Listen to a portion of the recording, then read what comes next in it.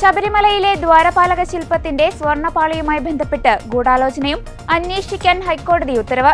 സ്വർണ്ണപ്പാളി വിഷയത്തിൽ അന്വേഷണം നടത്തുന്ന പ്രത്യേക അന്വേഷണ സംഘം ഇടക്കാല റിപ്പോർട്ട് സമർപ്പിച്ചതിന് പിന്നാലെയാണ് ഹൈക്കോടതി നിർദ്ദേശം. അടച്ചിട്ട കോടതി മുറിയിൽ രഹസ്യമായിട്ടായിരുന്നു കോടതി നടപടികൾ.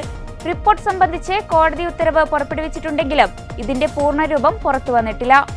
ശബരിമല ദേവസ്വം ബെഞ്ചിലെ ജസ്റ്റിസുമാരായ രാജാ വിജയരാഘവൻ, KV ജയകുമാർ എന്നിവരുടെ ബെഞ്ചാണ് കേസ് പരിഗണിക്കുന്നത്. നേരത്തെ 6 ആഴ്ചയ്ക്കുള്ളിൽ അന്വേഷണം പൂർത്തിയാക്കണമെന്നും 2 ആഴ്ചയിലൊരിക്കൽ കേസിന്റെ അന്വേഷണ പുരോഗതി അറിയിക്കണമെന്നും ഹൈക്കോടതി SIDക്ക് നിർദ്ദേശം നൽകിയിരുന്നു. ശബരിമലയിലെ വിലപ്പെട്ട വസ്തുക്കളെ കണക്കെടുക്കാൻ കോടതി നിയോഗിച്ച റിട്ടയർഡ് ജസ്റ്റിസ് KD ശങ്കരനും ഇടക്കാല റിപ്പോർട്ട് നൽകുന്നുണ്ട്. കേസിനി നവംബർ 15-ന് പരിഗണിക്കും.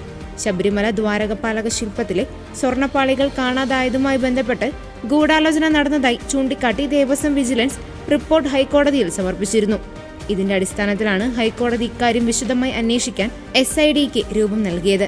ദ്വാരക ശില്പത്തിന് പുറമെ കട്ടിളയിലെ സ്വർണ്ണപ്പാളി സംബന്ധിച്ചും അന്വേഷിക്കണമെന്നായിരുന്നു കോടതി നിർദ്ദേശം. 2019 ജൂലൈ 19, 20 തീയതികളിൽ സ്പോൺസറായ ഉണ്ണികൃഷ്ണൻ പോറ്റിക്ക് ദ്വാരകപാലക ശില്പങ്ങളിലെ സ്വർണ്ണപ്പാളികൾ കൈമാറിയെന്നാണ് വിജിലൻസ് കണ്ടെത്തൽ. എന്നാൽ മഹസറിൽ ഇത് ചെമ്പുപാളിയാണെന്നാണ് രേഖപ്പെടുത്തിയിരിക്കുന്നത്. ഇതേ മാതൃകയിൽ ഒട്ടേറെ ക്രമക്കേടുകൾ ചൂണ്ടിക്കാട്ടിയായിരുന്നു വിജിലൻസിന്റെ റിപ്പോർട്ട്. തുടർന്ന് SID ഉണ്ണികൃഷ്ണൻ പോറ്റിയെ വിശദമായി ചോദ്യം ചെയ്തതിന് പിന്നാലെ അറസ്റ്റ് രേഖപ്പെടുത്തി. താൻ മാത്രമല്ല ദേവസ്വം ബോർഡിലെ ഉന്നതരും ദേവസ്വം ഉദ്യോഗസ്ഥരെല്ലാം സ്വർണ്ണപ്പാളി വിഷയത്തിലും ഉൾപ്പെട്ടിട്ടുണ്ട് എന്ന വിധത്തിലാണ് ഉണ്ണികൃഷ്ണൻ പോറ്റി SIDക്ക് മൊഴി നൽകിയതെന്നാണ് സൂചനകൾ.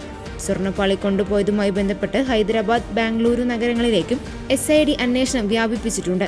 ഉണ്ണികൃഷ്ണൻ പോറ്റിയുടെ കൂട്ടാളികൾക്കും ഇടപാടിൽ പങ്കുണ്ടെന്നാണ് കരുതുന്നത്. ഉണ്ണികൃഷ്ണൻ പോറ്റിയുടെ അടുത്ത സുഹൃത്തായ അനന്തസുബ്രഹ്മണ്യത്തെ SID ഇന്നലെ മണിക്കൂറുകളോളം ചോദ്യം ചെയ്തിരുന്നു.